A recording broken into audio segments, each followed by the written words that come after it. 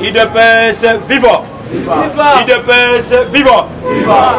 Merci. Tous en mobilisation pour les 15. Jour J, je crois, moins 7. Si je ne me trompe pas. Donc, il y a déjà des commissions qui se font entre le Parlement debout, les sectionnaires, les cellulaires et les fédéraux. N'engue et Sengeli Kosalema. La politique, nous avons ce matin représenté parce que et Sengeli pour déboulonner la classe politique Mobimbaya FC et FC. IDPS Gloire. Sokotali, Jean-Marc Kaboun. N'engue Ayabisi Bisso. Toya Ebele les 15. C'est là où il va donner son mot d'ordre à repérer sa position devant la population IDPS, devant la nation congolaise et puis devant toute la population congolaise. Hier, je crois, la commission Salemaki, pour la mobilisation, donc aussi sa mobilisation, je crois, j'ai dit si tout va bien. La mobilisation, tout l'élo, si la jeudi. Donc, compte est rendu parce que les 15 ils allaient samedi. Vendredi, nous avons Tongo. Oignon, c'est cause de la permis. Les combattants, ces combattants, nous sommes au courant comment tu as samedi dans le stade de Martyrs. IDPS viva. IDPS viva. Le chef de l'État sera là. Parce qu'ils ont une invitation. Il y a IDPS. En tant que Oyabiso, il y a IDPS, parti ils ont fêté anniversaire à Yango, ils ont créé le 15 février 1982, le jour où on a mon Konzamboka à Kozana Biso et Longo Nastad. Le peuple congolais a commis s'exprimer ensemble, a prononcé un message devant les garants de la nation. IDPS, c'est bon. IDPS, c'est bon. À niveau de l'Union africaine, Cyril Ramaphosa a remplacé tête de l'Union africaine. Yemoutou a commis président de l'Union africaine. 2021, alors une année 2021, Cyril Ramaphosa a concédé le fauteuil dans le président Félix. IDPS viva. IDPS viva. Nandenge Bayokani, c'est ça la loi de l'Union africaine. Le lobby local a cédé fauteuil après Sina Ramaphosa. Ramaphosa 2021 a concédé le président de la République Chilombo Ozali président de la RDC. IDPS viva. IDPS viva. Kabila tu vas le Félix Azali étiquette à zéro côté. Mais étiquette a remplacé tout FCC dans la justice. Ce rôle talibien, président cour de cassation. Et Zali Oyo, pour qu'il y ait un coup de cassation. Et ça, Oyo, président Moko Ache, Oyaye Ache. Président cour de cassation. Comme on a eu Tamboué, Kanik Dominique. Comme on a président cour de cassation. Parce que Oyo Zali, prêt à coup constitutionnel. Comme on a Jean Moukol. Nous avons procuré, il y a prêt à coup de. Il y a coup constitutionnel. Comme on a Jean Moukol. A nommé 5. Il y a 5 IDP c'est bon. IDP c'est bon. Avant de nommer Bango, à Zana Bango la réunion. À cela Bango la réunion. Après Silsi, à l'objet, ça reste 5 ministres. On a Longola. Nangamo on a fait un pic ou 5 ministres. Parce que mais comment expliquer Moutoyo Nakati la justice a nommé Balou. Oh, mais Bato est décision. Est-ce que Moutoyo est ça? Il est c'est bon. Il est c'est bon. Bato va salir droit la plupart sur les Balouba. Parce que ils ont Bango, ils ont Bango, que Bango n'est pas ma casse na droit. Comment Bato yo, Bazo raisonner. Il ne peut, c'est bon. Il ne peut, c'est bon. Tu m'as une question. Oh, il y a Bimi, où il y a un coup constitutionnel. À ça, Moulou Bata, on a comme Jean Moukolo. Et c'est là comme Malou. Mouyaka. Tu comprends? C'est-à-dire, après si, pouvoir on a côté coup constitutionnel, après ça, on a Mouyaka. Parce que, on a, le gars, quand tu as une injustice, il y a ma casse, on a. À ta bête, on est, bah, ça, on a ma casse.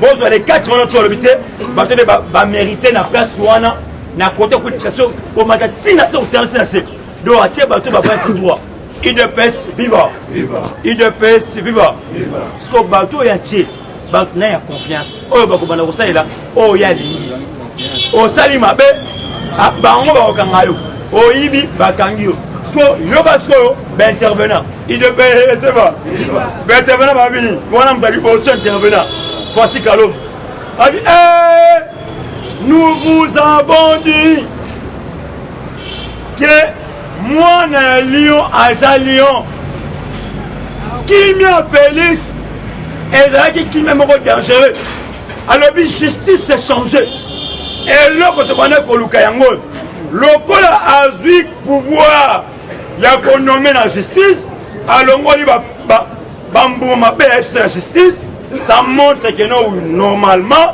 c'est lui le chef de l'État. Non, vous changez le langage, c'est vous changez le langage. Il de paix, c'est bon. Il de paix, c'est bon. Ah, c'est quoi? Kabila a fait une année. Allons au Congo. Na une année, on a fait ça à Téléngane, nous sommes au Kenya. Ah, au Kenya. Ah, est-ce que tu as là, tu vas bloquer Bangoan. Parce que Parlement, d'ici lundi, mardi, Parlement en Sénat et ça a bloqué. Parce que juge il ne peut, c'est bon. Il ne peut, c'est bon. Parce que Moukouna, si Malobi a la limité, n'a pas mal ça, il est baisse. Il ne peut, c'est bon. Il ne peut, c'est bon. Aïe, parce que pour caméra, au moins caméra. Caméra a gagné que Félix a sa biloko de sécurité. Mais au contraire, avec comme ça, non. Il est plus que son père. Plus que son père, n'a pas travaillé. Lui travaille dans son police. Tout nier. Balobi, est-ce que au conseil d'amitié entre INC et FCC lobby, quel retire? La rythme au là, mais rythme au population va comprendre. FCC, na INC, na la Mouka, parce que comment son président Félix Ayebinaï a dit qu'on sait de lui, il y a des traites, même na FCC, parce que c'est belé, même na quatre présidence les conseillers, parce que comment expliquer notre frère David Moukeba, aux alliés ministres conseillers, Makamotali Infasi, Kamira Zawana, Azul Makamotali, Mongotou, il y a des moutons, comment ne pouvez pas dénoncer que nos caméras à cette bêtise? Toi tu es là, tu regardes, c'est ça, et ça l'est. Même aussi à cabinet chef de l'État, il y aura battu la chasser le cabinet. Il ne peut suivre. Il ne peut suivre. Aussi un cabinet chef de l'État. Même il faut la chasser. Il y a aussi d'autres là-bas, quand on a ma mallette, mais pour aider les chefs de l'État, rien. Il y a un moment où poser le but clair. Recenser les combattants. Chercher les combattants. J'ai compris que non, on a essayé bango. On a dit que non, et simbaté. Recenser les combattants. J'ai compris que non, bateau, c'est une cosa la moussala oyo. Baba combattant. Il ne peut, c'est bon. Il ne peut, c'est bon. Pour les actes de la commission, sur le terrain, au moment où je vous parle, Parlement, la lumière, ils ont déjà la liste. Oh, va combattre, à bientôt là. Même le président, Miyak, la liste, à la présidence, tous les présidents Parlement debout. Moi, on va suivre ma chef de l'État. Ça, c'est déjà confirmé. Elle a dit non, tu vas bien te. Le Seigneur va travailler, mais on va Félix, dans le parlementaire debout. Parce que on a le même esprit, même idéologie, il y a l'idée. Il peut, c'est bon. Il peut, c'est bon. Ah, c'est quoi? Vous avez la position. Parce que au moins je vous parle. Parce que Belé va comprendre. Lobby, bâtir la sous-coulisse. Kabila lui-même, c'est ça. Parce que le président Félix a désormais Kabila à 100%. Il ne peut vivre. Il ne peut vivre. Le président Félix a désormais Kabila à 100%.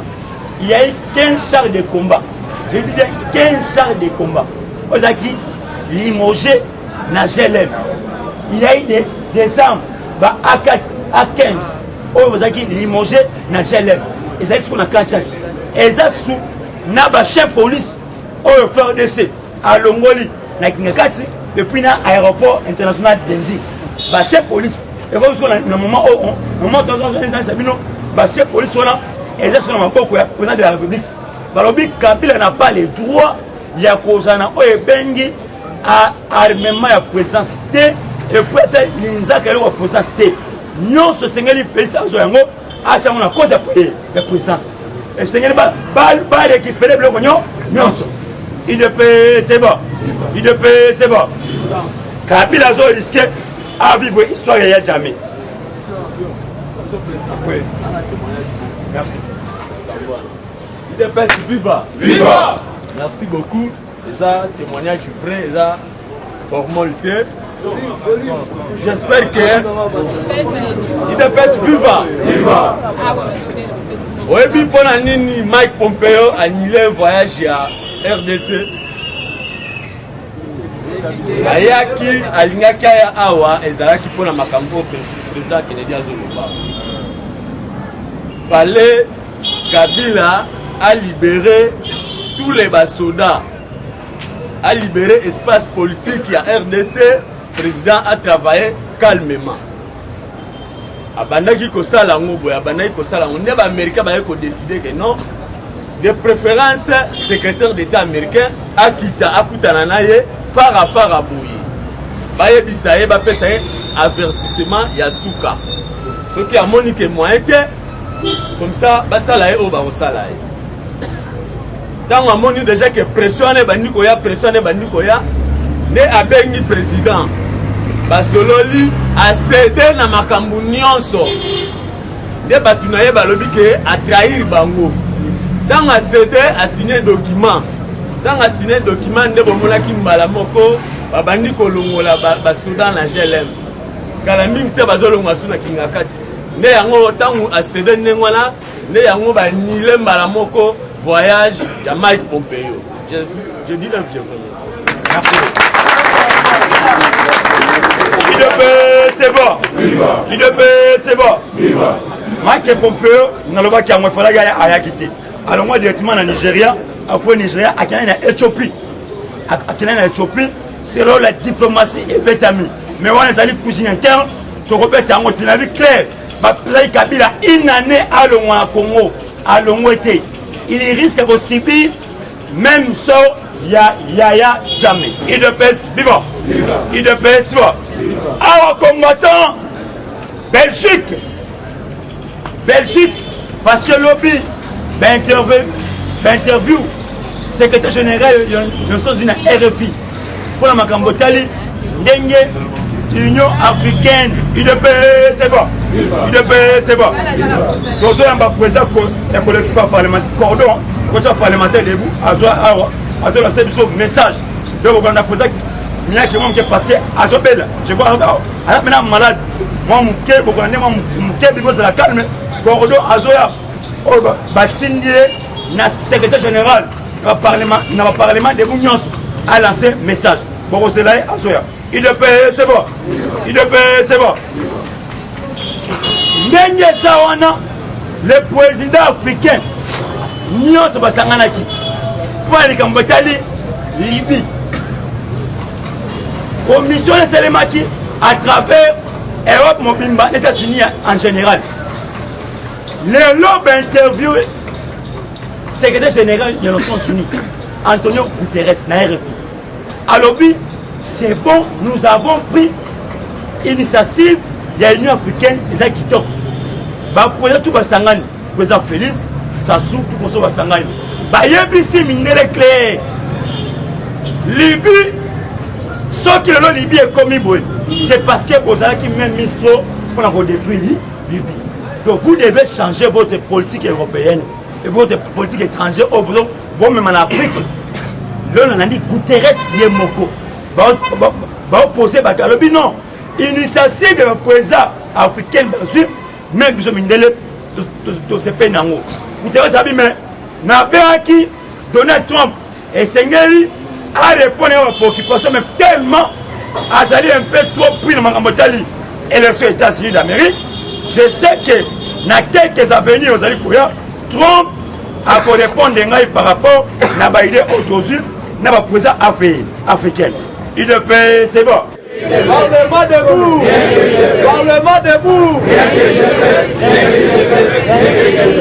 Combattant, cher combattant, l'émission CP la place aux alliés. Combattant, maman, opposant historique, le rôle à Félix Estelle, Tilombo, et ça qui t'ont commis. Combattant, l'émission Bandego, FCC, Batela qui biso mitambwebe. Awa nazo ebiso Tilombo, sotango ta senine. L'émission va déclaration, va en salle, va non, tinda biso to dissoudre ça. Mais l'émission Tilombo, so va méga to dissoudre ça. On va que au mona. Voilà, place au Janine Mabunda, et c'est biso bon de situation chef de l'État, mon ana, il est viva. Yo vandi au Sotomboga le 24 koki pour ni mokonzambo va dissoudre. Ah mokonzambo galongo li bataku wana nyoso. Angata masolo na me. Il est viva. Mais bisio combattant il faut ça toujours aux aguets. Oh ya Félix et ya Kamalembe. Yo vandi au Zonganga ah. Comment bateau va la chef de l'État dissout l'Assemblée de OK. Bateau FCC va évacuer au Sala. Baebaki justice ezaka na maboko na ba kaka bato bandimaki bokonzi ya Félix bango nde bakotelemela ye mpona makambo disutra sa omoni politique ndenge ezalaka UDPS viva yango mochilombo yebisa bino calme na yebi nino nazosa tolamuka na ntongo ku mobimbe kweya te se nini kuna sikoyo mona ana basoda oyo ya biso na kati yokende odisitue mokonzi ya mbo otuna na yo UDPS viva combattant Vital Kamerhe akita amata place na ye na Congo eza lisusu mutu apesaka bango priorité ezalaka Mobutu banda ya atravers na bagouvernement nyonso mais oyo ya Tilombo asuki akomiti na puli ya mabe UDPS viva toyebisi ye boye misala ya sorte mouton mokonzi ya mboka apesi bainscription na réunion ya conseil des ministres makambo nyonso na justice ndenge eza wana na affaire ya 15 millions tosala lokwa tobomba tobimisa yango na me UDPS viva yango wana tolobi kombata azala toujours oza Jean-Pierre Bemba ana Kinshasa po badésarme boyoka 3 jours baza sebeta tobeta te ebongo yo mutolobi keno Kabila ranger Kabila nde boye akwayisi ye kuna Chine rambo okita masa sebeti unité ya sika unité ya sika oyo baobenga bango bana lelo kanasi bakonsulte Kabila badimisi nyonso yo kombato vandaka ozobanga kingakati oke kingakati zero atie biloko ya somo awawa na kombe awa pembeni awa boki biloko ebimi kuna bachar de combat UDPS viva mutu ayebisa bino a bientôt adie te ayebisi bino a bientôt seke azalaki na cahier de charge ya monene azalaki mpe na agenda caché na ye mama Jaël merci tomoni cadeau na profite na micro ya ndeko na nga Rigi mpona oyebisa yoke merci tomoni cadeau nzamba pambola bino toza ensemble en direct ya Allemagne tomoni cadeau tomoni vraiment ke mosala eyokanaka ti kuna biso mpe toza derrière président Félix Tshisekedi mais yango na profite na micro ya ndeko na nga koremercie bino ke tomoni cadeau na part ya mama Jaël Timanga na Allemagne mais souci na biso ezali po financer stade de Martyrs etonda ti libanda nde tokosepela nzamba pambola bino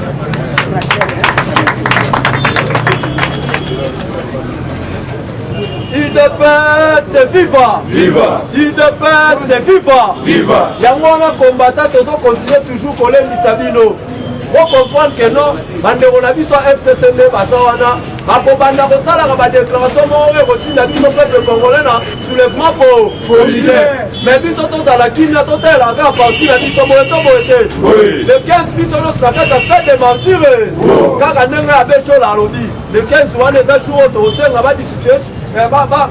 badissoudre ça kaka le 15 wana tokosenga mpe sur départ ya Vital Kamerhe bokoyoka sikoyo mokonzi ya mboka eloo nini akozwa droit ya koloba parce que ayebi deja na justice kuna atiki belema na nalingai naloba yango wana. Eshima, votre magazine qui bat au rythme de l'actualité. Une réponse à vos besoins en information, un éclairage dans divers domaines. Impartial, documenté, instructif. Eshima au cœur de l'info. Retrouvez la nouvelle édition Exclusivité. Sakombi Molendo, le réformiste qui vient stopper l'hémorragie, suspension des fonctionnaires peu intègre, numérisation des titres fonciers et climat de confiance avec les collaborateurs, le nouveau gestionnaire des terres congolaises fixe les nouvelles règles de jeu. Focus, Lambert Mindi, Omalanga, le souverainisme comme un dogme. Redressement délaissé, Tomaluaka Losenjola, l'homme de la situation. Dossier Eshima, fini les vacances, vive les rentrées. De la politique au judiciaire, en passant par les scolaires, les derniers trimestres de l'année 2019 en RDC est décoiffant. Économie, BCC, un cadre des rétrocommissions et détournements à passer au peigne fin. Découverte, Claude Ibalanki et Colomba, les coordonnateurs du MNS au centre de l'action de Félix Tshisekedi dans le Grand Lac. Les dialogues et pourparlers en RDC qu'en tire le peuple. Tubaou, la clé de la mythologie kassaïenne. Retrouvez l'intégralité du magazine Eshima dans les kiosques. Eshima Magazine, un nouveau standard d'information.